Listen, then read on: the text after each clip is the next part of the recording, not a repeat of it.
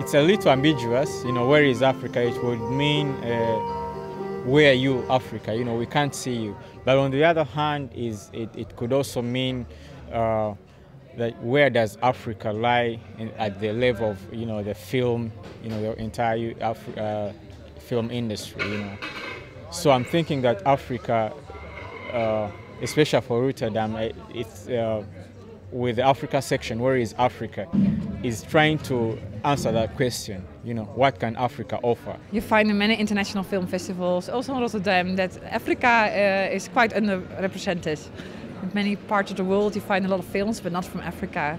So I think that the International Film Festival Rotterdam decided to make a program now to show what is really happening in Africa, what kind of films are coming from this large continent.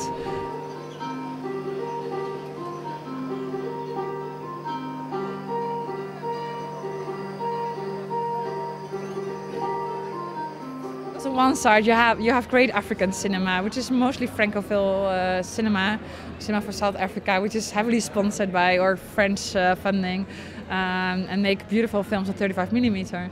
On the other hand, you find many countries in Africa that have a very beginning part, like where we are in East Africa, a very beginning state of video with the new digital cameras. I think African cinema is fresh, it's vibrant, and of course with the onset of the video era and technology, it makes it easier for young African filmmakers who have a dream, to experiment with video, something that was, impossible, with film and the lab and all these processes. So today you can get a camera and make a movie, which was unheard of. So I think that's where Africa is probably also the future.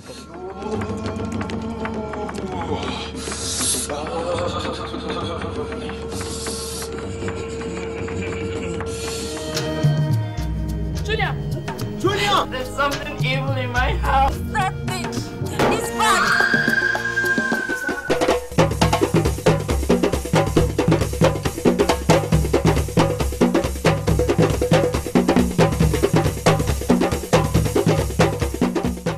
Yeah, we try to do different things. For one, we try to show the new cinema, what is happening in the last years, so the new features, short films. But at the same time we also wanted to show older African films, and we've really focused on the very beginning, early time of independent African cinema, just after independence here in the 1960s basically.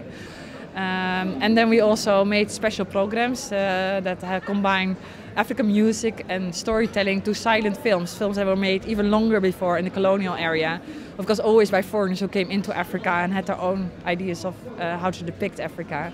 And we did that a lot in Uganda, these projects where we try to kind of give an African interpretation through music, through storytelling to these films. So what I'm doing tonight is I'm combining all these elements, storytelling, video installation, video performance and performance art, and bring it together to form, a collection of something you can't really define, but it's art in essence.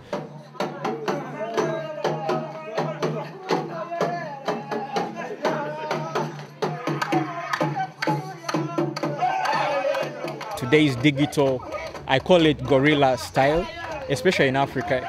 You don't have a budget, it's from nowhere, but it's because of the passion you have, you get this camera and try to tell your story. So it's a necessity.